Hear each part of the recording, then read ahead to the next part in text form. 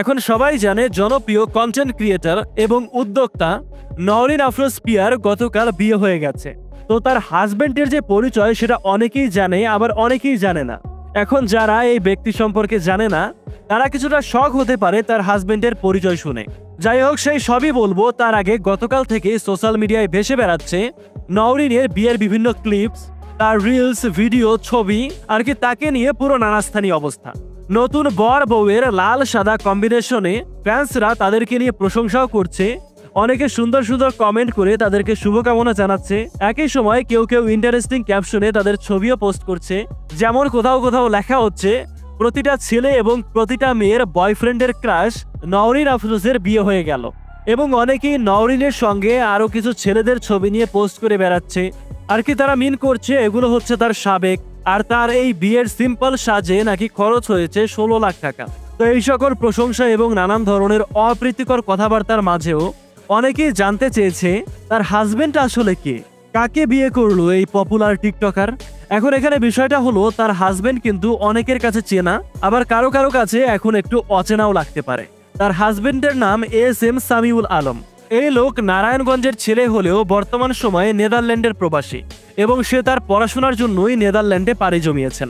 কিন্তু এখানে তাকে নিয়ে ইন্টারেস্টিং বিষয় হচ্ছে সামিউল কিন্তু আগে আজাইরা লিমিটেড অর্থাৎ প্রত্যয় হিরণের যে আজাইরা লিমিটেড ছিল সেই টিমেরই একজন মেম্বার ছিল এবং আজাইরা লিমিটেডের সঙ্গে তার বেশ কিছু ভিডিওসও রয়েছে। তারা একসঙ্গে অনেকগুলো ভিডিওতে কাজ করেছে। যদিও তার এখনকার চেহারা এবং তখনকার চেহারার মধ্যে অনেক ডিফারেন্স আছে, বয়স হলে যা হয় আর কি, কিন্তু তার এই সকল বিষয় সম্পর্কে জেনে বোঝাই যায় সেও কিন্তু একজন সাইড অ্যাক্টর হিসেবে এই কন্টেন্ট ক্রিয়েশনের সঙ্গে যুক্ত ছিল। সামিউল নারায়ণগঞ্জের ছেলে হলেও নওরিন কিন্তু বেড়ে উঠেছে দিনাজপুরে। মডেল হবার ইচ্ছা নিয়েও এই নারী বেড়ে উঠলেও তার মেইন যাত্রা শুরু হয় 2018 সালে টিকটক থেকে। সেই সময় সে তার টিকটক ভিডিও দিয়ে সবার নজর কাড়লেও সে মানুষকে সবচেয়ে বেশি আকৃষ্ট করেছে তার লম্বা এবং ঘন চুল দিয়ে। বিশেষ করে মেয়েরা তার অনেক বড় ভক্ত হয়ে যায়।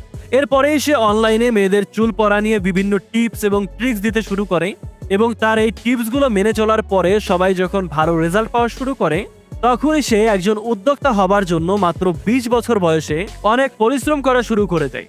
তারপরে সে অনলাইনে নিজের fashion brand arts of Priya launch করে এবং সবচেয়ে ইন্টারেস্টিং বিষয় হলো সেখানে সে নিজেই তার কাস্টমারদের জন্য এই ড্রেসগুলো ডিজাইন করে এবং একই সঙ্গে বিভিন্ন রকমের হেয়ার প্যাক এবং হেয়ার অয়েলও বিক্রি করে।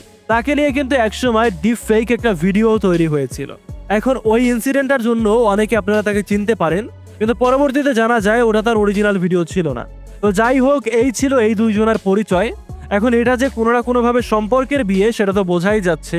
এখন সে এতটা ফেমাস হওয়ার পরেও কেন প্রত্যয় হিরণের এই সাইড অ্যাক্টরকে পছন্দ করলো সে সম্পর্কে তারা কোনো কিছুই বলেনি। তবে আমাদের সকলেরই তাদের জন্য দোয়া থাকবে এই নবদম্পতি যাতে সুখে শান্তিতে পরবর্তী জীবনটা পার করতে পারে।